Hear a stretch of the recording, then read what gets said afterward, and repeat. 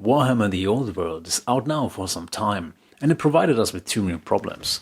New bases. The old sizes are gone, so you probably need to rebase your whole army. Also, you might want to get new movement trays. So why don't we tackle both problems at the same time?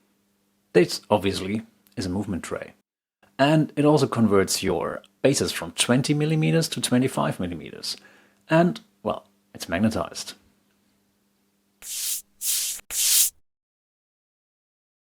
Okay, here's what you need. Self-adhesive iron foil, 1mm thick. A 3D printed movement tray grid and 6 by 2mm neodymium magnets.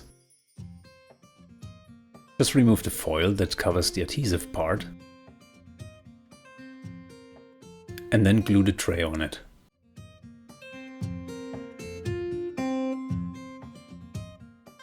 Make sure everything is sticking together. Now all that's left to do is to cut the iron foil. That's quite easy if you use the movement tray as your guideline. I can hear you asking, but wait, RT, will the adhesive part that's still sticking out not be a problem? To which I will tell you, no. You want to prime it anyway, and this will seal the sticky part.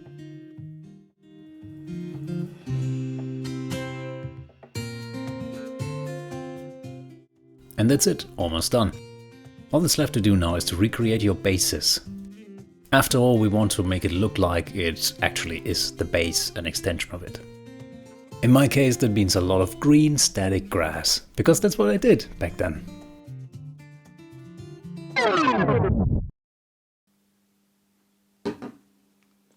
I need to chime in here real quick. This is not how you apply static grass. This is not how anyone should apply static grass. This is how I applied static grass about 10 years ago. Also, don't use static grass. It's coarse, it gets everywhere, it sucks. Despite my unfounded hatred for such an innocent product, I soldiered on, and this is the final movement tray. Now you need to glue the magnets under your bases. Just a drop of super glue will do the trick. You don't need to worry about the orientation of your magnet, it will stick to the iron foil anyway.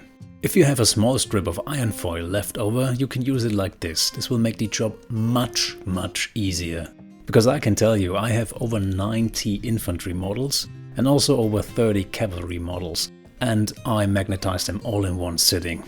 Well, you better go on Audible and find yourself a good audiobook or something. And you can go down in the comments below and let me know how long it took you to magnetize your whole army. It took me around 2 hours, I think. And I only glued my fingers together twice.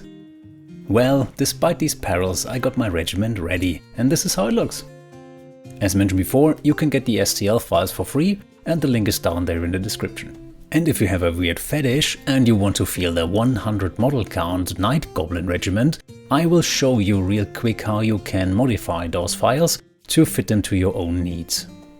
You don't need a special program for that, it's already pre-installed on your PC.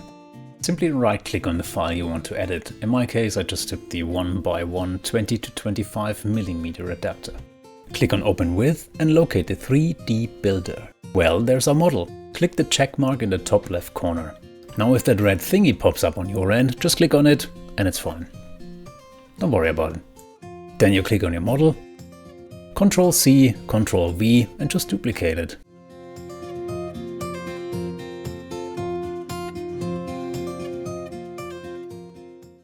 Hit Ctrl and A and then press on the button in the top right corner, Group. Now we have a row for 6 models, so you just duplicate this again and you continue building your movement tray for the size that you need. When you're done with it, just save it as an STL file. Well, there you have it. I do prefer those, actually. So they're a little bit heavier than the plastic ones, so they don't slither around on the battlefield that easily. You don't have this extra material around those bases. You usually have those extra lips on a movement tray, so there's no measuring ambiguity going on. And I can show you another trick.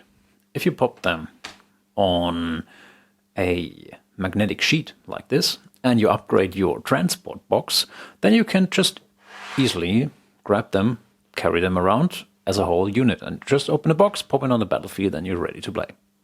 Well, thank you for watching. See you around.